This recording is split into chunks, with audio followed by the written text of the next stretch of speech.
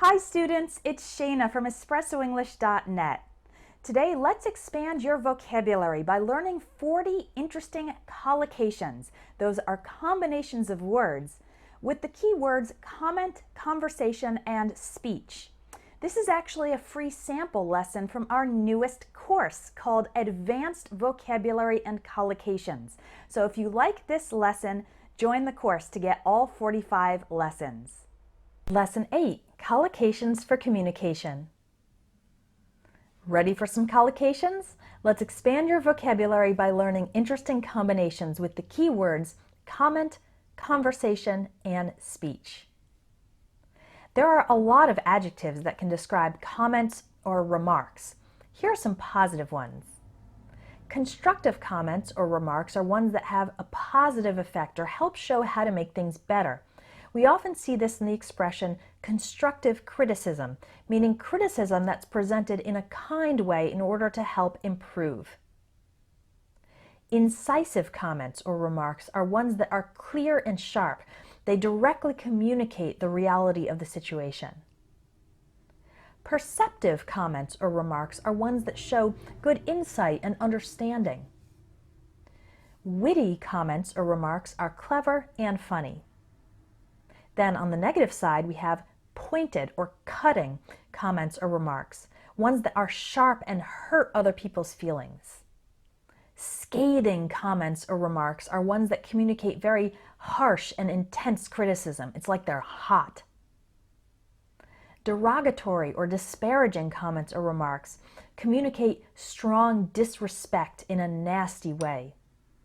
And obscene or vulgar comments or remarks are offensive to common standards of decency. Sometimes comments are clear and other times they are cryptic, which is the opposite. Cryptic comments are mysterious and hard to understand or interpret. A provocative comment is one that produces a reaction in people. This may be positive, inspiring thought or action, or it may be negative, producing controversy or anger. Reporters often ask famous people for their opinions on issues, and the celebrity might decline to comment, meaning they politely say they will not comment.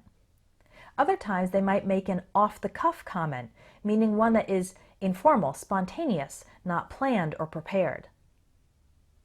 Let's turn our attention to conversation. When we're participating in a conversation, we can say we're engaged in conversation. If the conversation is intense and we're really focused on it, then we're deep in conversation. We can have an animated conversation, one that is full of energy, emotion, and often gestures.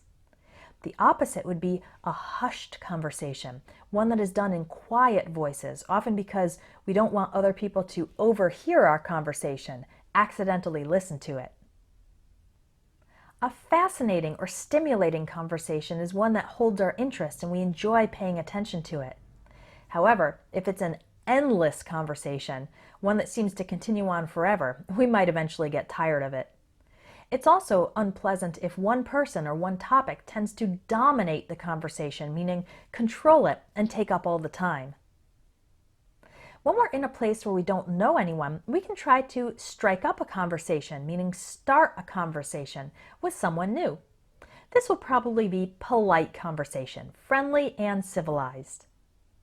Sometimes it's hard to keep a conversation going with someone we don't know, and there might be a lull in the conversation, meaning a natural pause. Some people are very uncomfortable in social situations, and these folks might have halting or stilted conversations, meaning ones that have a lot of unnatural pauses and awkward moments. How about the word speech? Someone might give an acceptance speech when receiving an award, a prize, a promotion, or new role, etc. There's also a farewell speech when someone is saying goodbye or leaving a place or position. At a conference or event, the main speech is often called the keynote, and the person who gives it is the keynote speaker. Those things are planned far in advance. On the other hand, an impromptu speech is given spontaneously.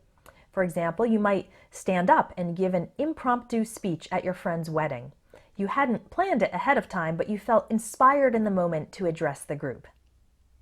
An eloquent speech is one that uses words very effectively. Someone could also give an impassioned speech, meaning the speaker has a lot of emotion.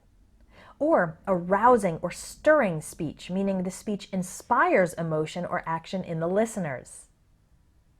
Unfortunately, sometimes the speaker is long-winded, meaning he or she talks too long, and then the speech seems interminable, like it will never end.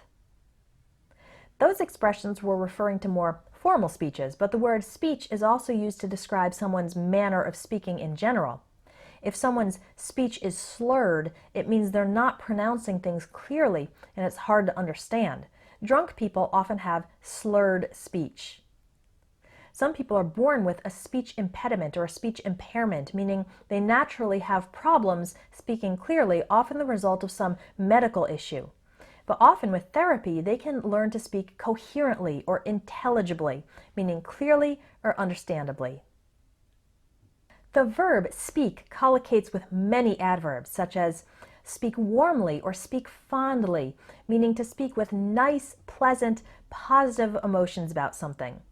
I speak fondly about the dog my family had when I was a child. Speak authoritatively, meaning to speak in a powerful, reliable way with authority. My friend is an experienced lawyer, so she can speak authoritatively about the law. Speak hesitantly, meaning you speak with hesitation, maybe because you are reluctant to share your opinion or you're worried about the other person's reaction. Speak earnestly, meaning you're sincere, honest, and serious about the topic. And of course, speak fluently, which is what you're learning to do more and more inside this course. I hope you're finding it helpful. Remember, it's essential to practice as well, so go ahead and try the quiz for today's lesson. I hope you enjoyed that free sample from the Advanced Vocabulary and Collocations course, which will help you express yourself more fluently without using the same basic words over and over. In the course, you'll learn more than 1,000 high-level English words and how to put them together in ways that sound natural. This helps you sound more sophisticated when you speak and write in English. If you're ready to take your vocabulary from average to amazing, click on the link in the video description to learn more and join the course.